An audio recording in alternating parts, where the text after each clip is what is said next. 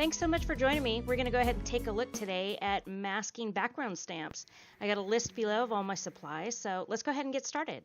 I'm going to start out with this 6x6 stamp from Brutus Monroe. And as you can see here, I'm using my Misty, but of course you can use whatever you've got. So I'm going to take my paper and I'm going to put it down in here. I'm going to use some of the masking paper, which I've used my cutting dies to just cut a circle out. I'm going to paste that down, and then I'm going to take my Versamark ink and I'm going to stamp the pattern down all around it. And what that masking paper is going to do is it's going to keep my pattern from going inside the center. So essentially we're going to make a frame. So I'm going to add a little powder here so that way I get a nice, clean, crisp image. And let's ink it up with a generous amount of ink. And let's just go ahead and stamp that image right on there.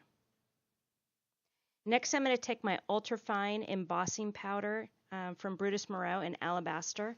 And I'm just going to sprinkle that all over. I'm going to do that a couple times just to make sure every single graphic is covered. And then I'm going to go ahead and heat set that. Next, I'm going to use my Brutus Monroe surface inks in Honeysuckle, Apricot, and Hayride. And I'm just going to be applying that with my mini blending tools. So what you're going to want to do is start out with the Honeysuckle, and then you're slowly going to add the Apricot and the Hayride. And you just want to do this really lightly because we want it to fade into the center, making it really kind of soft and dreamy looking. So go ahead and apply those colors. And once you've done that, go back and do it a second time. And just keep adding color until you get it exactly where you want it.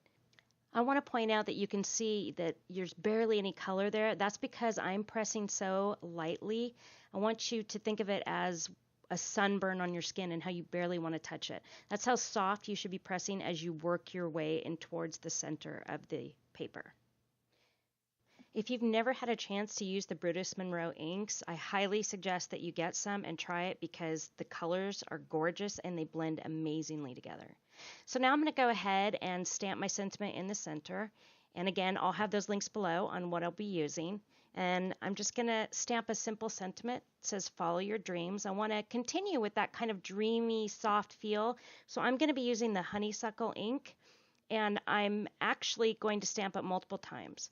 Now, I wound up stamping it about 4 times in a row because I really wanted you to be able to see the image, but I didn't want it to be so strong that it took away from that soft quality. So now it's just time for embellishments. I'm going to add a little bit of ribbon, and of course you know me, I got to have my bling. And there you have it, a quick, simple, easy card, but with a technique that you could really make it with pop colors and any kind of sentiments, perfect card to give to any friend or family member.